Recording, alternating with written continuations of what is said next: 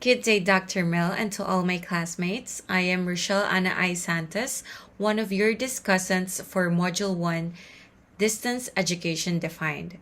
Today, we will focus on the crucial component or element of distance education. It is the use of mixed media and how each medium supports effective teaching and learning in distance education. Let me begin by reading the module's objectives.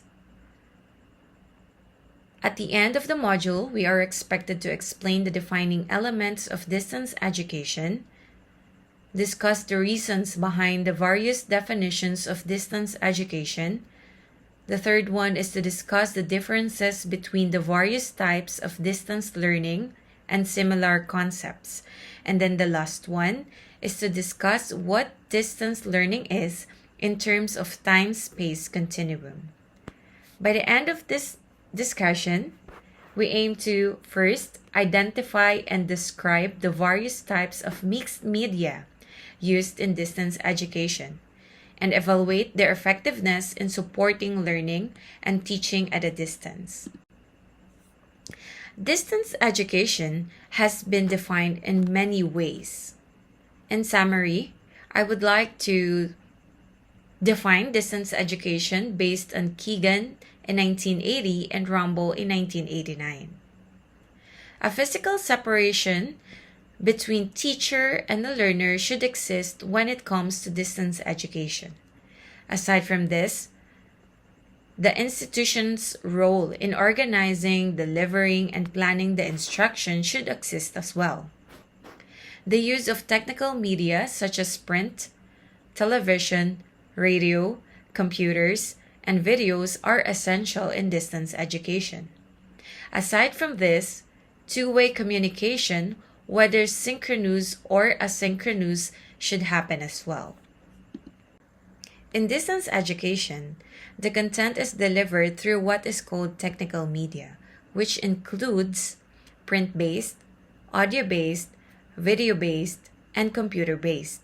All of this are according to Keegan in 1980 and Rumble in 1989. Let us begin with the first type of media, which is print-based, and it has two components.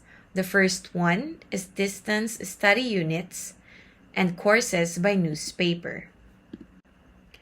Distance study units include materials like booklets, manuals, and study guides. These are carefully designed by the institution to ensure that learners can independently follow and understand the content of the lesson, even without the teacher's physical presence. The second component of print-based is the courses by newspaper. These materials aren't just limited to formal lessons.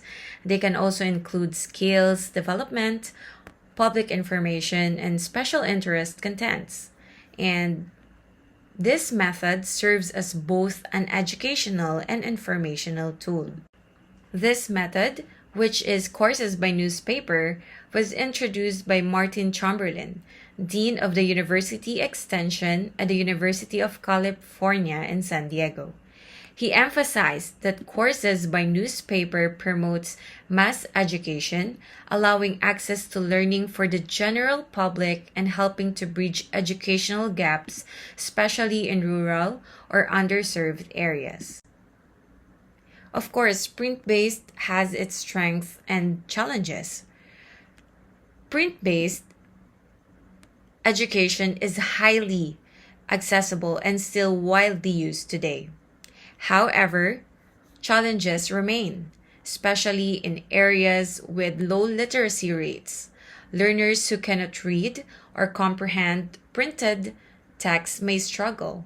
In some communities, even family members may not be able to help due to widespread illiteracy. Of course, to help overcome these challenges, distance education also uses audio-based media.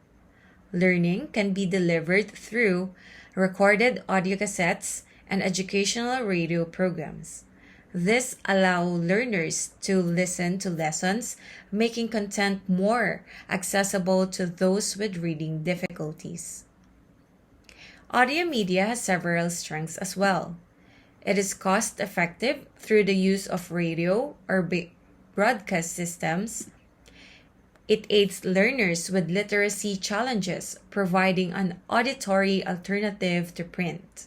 And then the third one is it's highly effective in language learning, where listening and pronunciations are key. Next is video-based instruction.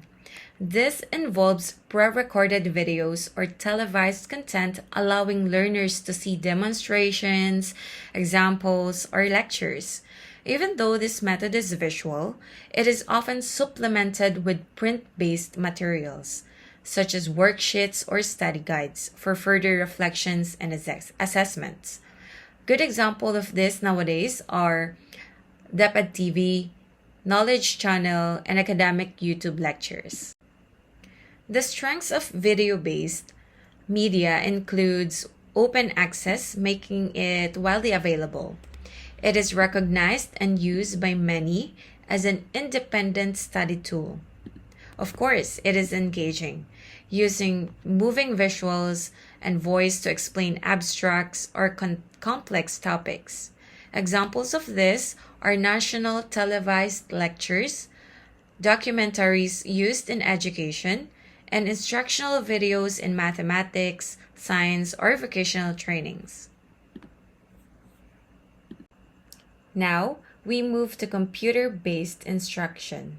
In this format, computer itself becomes the main tool or platform through which educational programs are delivered. So in computer-based distance education, you'll have computer to deliver educational programs to the learners. The use of mixed media or medias are very important in implementing distance education within our community. These medias are print-based, audio-based, video-based, and computer-based. For print-based, it is more structured and self-learning.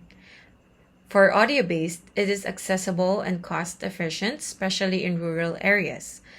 While video-based is visually engaging and very ideal for complex demonstrations. And then lastly, computer-based is interactive and digital, promoting real-time and self-paced learning.